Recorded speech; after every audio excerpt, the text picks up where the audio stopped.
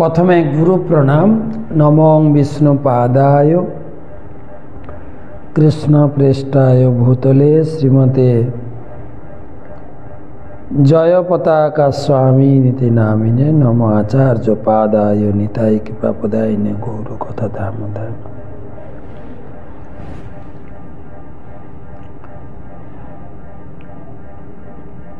चतुर्थ परिच्छेद आदिलीला चैतन्य अवतारेर मूल प्रयोजन। सामान्य कारण आमरा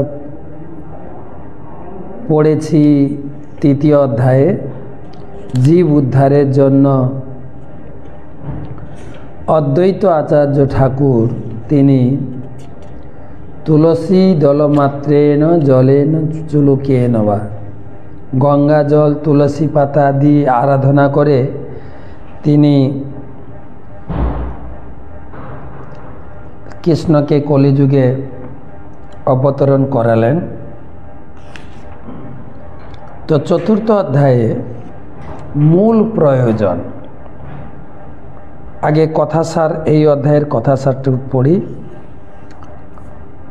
श्री चैतन्य चरितामृत महाकाव्येर এই परिच्छेदे श्रील कृष्णदास कविराज गोस्वामी विशेषभावे वर्णना करेছেন যে चैतन्य महाप्रभुर तीनटी मुख्य प्रयोजन साधनेर उद्देश्ये आविर्भूत हन। तार प्रथम उद्देश्यटी हच्छे श्रीकृष्णेर प्रेमेर परम आश्रय श्रीमती राधारानीर भाव अवलम्बन करे सेई प्रेम आस्वादन करा। कृष्ण हच्छेन सेई प्रेमेर विषय एवं श्रीमती राधारानी हच्छेन तार आश्रय। ताई सेई प्रेमेर विषय श्रीकृष्ण आश्रय स्वरूपा श्रीमती राधारानीर भाव अवलम्बन करे सेई सुख अनुभव करते चान। श्री चैतन्य महाप्रभुर अवतरणेर द्वितीय उद्देश्यटी हच्छे तार निजेर अप्राकृत माधुरी आस्वादन करा। श्रीकृष्ण हच्छेन समस्त माधुर्येर आधार। सेई माधुर्येर प्रति श्रीमती राधारानीर जे आकर्षण ता अतुलनीय एवं ता आस्वादन करार जन्य श्रीकृष्ण राधारानीर अंतरेर भाव एवं अंगकांति अवलम्बन करे अवतीर्ण हयेछे। श्री चैतन्य महाप्रभुर आविर्भावेर तृतीय उद्देश्यटी हच्छे अच्छा प्रथम उद्देश्यटा हलो श्रीकृष्णेर प्रेमेर आश्रय भाव अवलम्बन। श्रीकृष्ण हच्छेन प्रेमेर विषय राधारानीर आश्रय।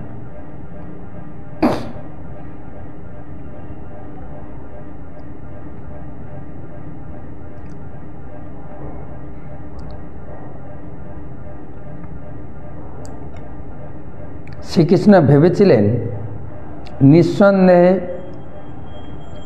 श्रीमती राधारानी तार संग सुख उपभोग करें एवं तिनिও श्रीमती राधारानीर संग सुख उपभोग करें, किन्तु उभयेर मध्य राधारानी अधिक सुख आस्वादन करें। सुतरां तार मध्य निश्चय एमन कोनो अपूर्व रस आछे जा आस्वादन करे श्रीमती राधारानी अधिक सुख अनुभव करें। श्रीकृष्ण तखन तार निजेर माधुरी आस्वादन करे सेई सुख अनुभव करार बासना करें। श्रीकृष्ण अप्राकृत पुरुष एवं राधारानी अप्राकृत प्रकृति। ताई श्रीकृष्ण रूपे श्रीमती राधारानीर आश्चर्यित सुख अनुभव करा तार पक्षे सम्भव नय। सेई हेतु तिनी राधारानीर भाव एवं अंगकांति अंगीकार करे राधारानी सजातीय रूपे तार निजेर माधुरीजात सुख आस्वादन करार जन्य श्री चैतन्य महाप्रभु रूपे आविर्भूत हन। श्रीकृष्ण तार मनगत এই গূঢ় বাসনাগুলি পূরণ করার জন্য শ্রী চৈতন্য মহাপ্রভু রূপে আবির্ভূত হন। এটি হচ্ছে তার আবির্ভাবের মুখ্য কারণ। এছাড়াও কলিযুগে যুগধর্ম হচ্ছে হরে কৃষ্ণ মহামন্ত্র হরে কৃষ্ণ কৃষ্ণ কৃষ্ণ হরে হরে হরে রাম রাম রাম হরে। কীর্তনের মহিমা প্রচার ও তার তাৎপর্য শিক্ষা দেওয়ার উদ্দেশ্য তিনি আবির্ভূত হন। সেই অদ্বৈত প্রভুর আহ্বানে সাড়া দেওয়াও হচ্ছে তার আবির্ভাবের আর একটি কারণ। তবে যুগধর্ম প্রচার বা অদ্বৈত প্রভুর আহ্বানে সাড়া দেওয়ার কারণগুলি হচ্ছে গৌণ কারণ। শ্রী চৈতন্য মহাপ্রভুর অন্তরঙ্গ পার্শ্বদের মধ্যে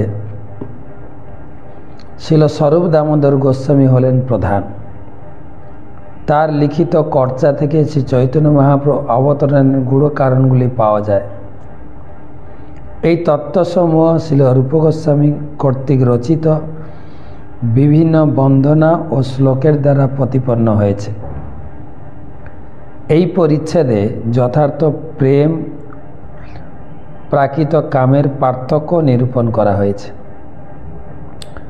শ্রী রাধাকৃষ্ণের অপ্রাকৃত প্রেম প্রাকৃত কামের থেকে সম্পূর্ণ ভিন্ন, তাই গ্রন্থকার তাদের পার্থক্য স্পষ্টরূপে প্রদর্শন করেছেন। শ্রী চৈতন্য প্রসাদেন তদ্রূপস্য বিনির্ণয়ম বালোপি কুরুতে শাস্ত্রম দৃষ্টা ব্রজ বিলাসিনা। শ্রী চৈতন্য মহাপ্রভুর কৃপায় একটি অবোধ শিশুও শাস্ত্রীয় দর্শন অনুসারে ব্রজবিলাসী শ্রীকৃষ্ণের তত্ত্বস্বরূপ নির্ণয় করতে পারে।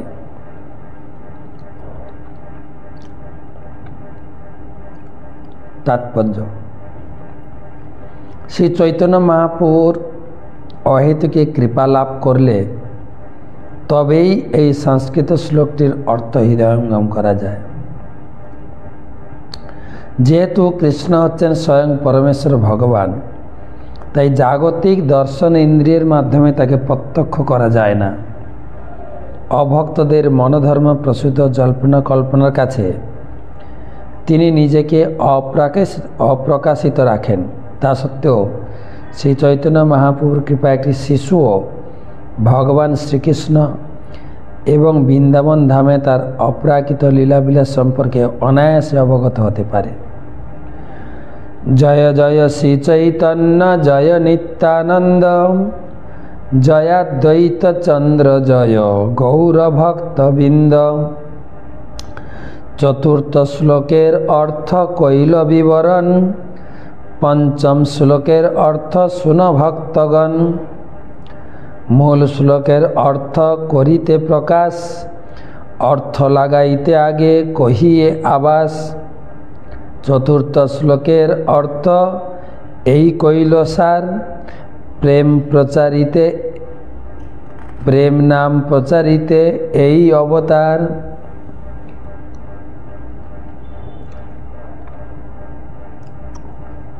সত্য এই হেতু কিন্তু এহ বহিরঙ্গ, আর এক হেতু শুন আছে অন্তরঙ্গ। তো চৈতন্য মহাপ্রভু জগতে অবতীর্ণ হয়েছিলেন নাম প্রেম প্রচার করার জন্য, এটা একটা অর্থ, কিন্তু আরেকটা অর্থ আছে। তৃতীয় পরিচ্ছদে চতুর্থ শ্লোকে বলা হয়েছে কৃষ্ণ প্রেম দান এবং শ্রীকৃষ্ণের দিব্য নাম সমন্বিত হরে কৃষ্ণ মহামন্ত্র কীর্তন প্রবর্তন করার জন্য চৈতন্য মহাপ্রভু আবির্ভূত হয়েছেন। এগুলি হচ্ছে শ্রী চৈতন্য মহাপ্রভুর আবির্ভাবের বাহ্যিক কারণ। তার আবির্ভাবের আভ্যন্তরীণ কারণটি ভিন্ন, যা এই পরিচ্ছেদে ব্যক্ত হয়েছে।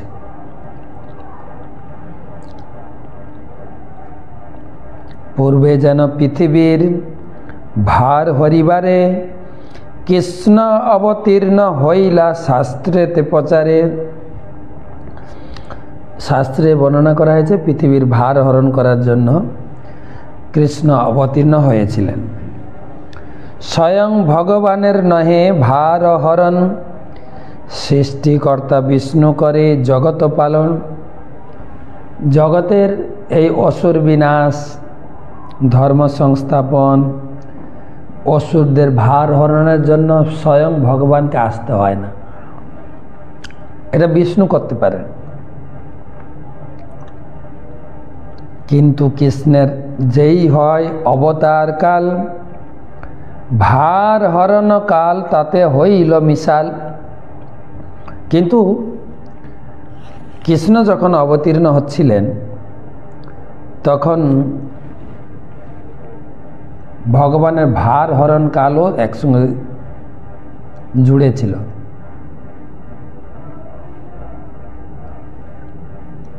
ভগবদ্গীতা থেকে আমরা জানতে পারি যে শ্রীকৃষ্ণ পরমেশ্বর ভগবান নির্দিষ্ট সময়ের ব্যবধানে ধর্ম সংস্থাপন করার জন্য আবির্ভূত হন।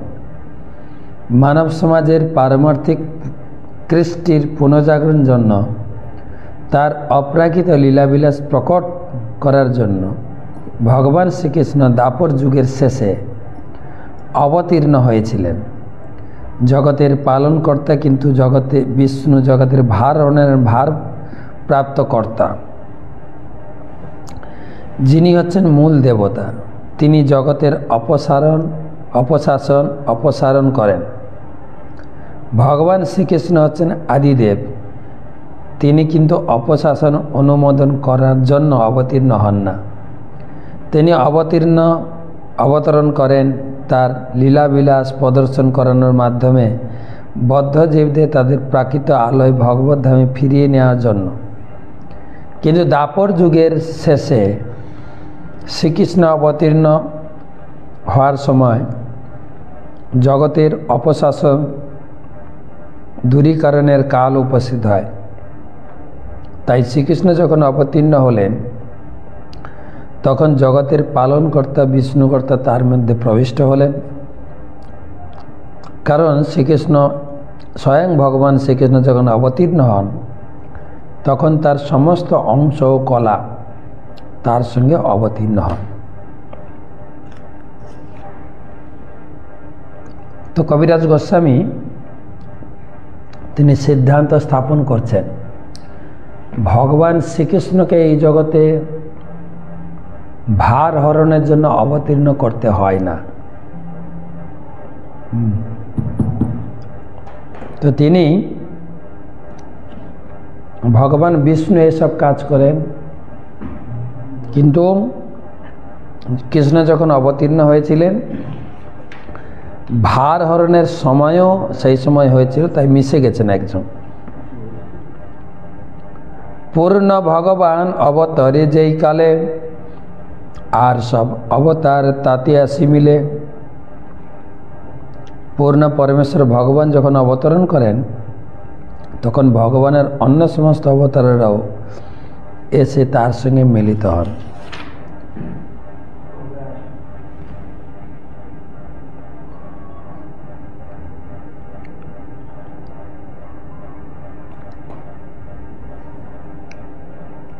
নারায়ণ, চতুর্ভুহ, মৎস্য আদি অবতার, যুগ মন্বন্তর অবতার যত আছে আর সবে আসে কৃষ্ণ অঙ্গে হয় অবতীর্ণ, ওইছে অবতারে কৃষ্ণ ভগবান পূর্ণ। যখন কৃষ্ণ এই জগতে আবির্ভূত হন তখন যত অবতার আছে ভগবানের, মৎস্য, কূর্ম, বরাহ, নৃসিংহদেব, বামন, পরশুরাম, রাম, বলরাম, সব কৃষ্ণের সঙ্গে মিলিত হয়েছে। অতএব বিষ্ণু তখন কৃষ্ণের শরীরে বিষ্ণু দ্বারে করে কৃষ্ণ অসুর সংহারে। আনুষঙ্গ কর্ম এই অসুর মারণ, যে লাগে অবতার কহি সে মূল কারণ। যে ভগবানের অসুর মারণ লীলাটা হচ্ছে আনুষঙ্গিক কারণ, মূল কারণটা আমি এখন বলবো।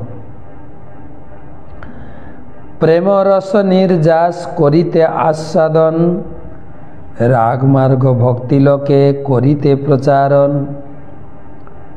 রসিক শেখর কৃষ্ণ পরম করুণ, এই দুই হেতু হইতে ইচ্ছার উদ্গম। ভগবান দুটো কারণে এসছেন। একটা আছে প্রেম রস আস্বাদন করবেন, ভক্তি মার্গ শিখাবেন, এই দুটো কারণ। প্রেম রস আস্বাদন প্রেম রস নির্যাস করিতে আস্বাদন, রাগ মার্গ ভক্তি লোকে করিতে প্রচার।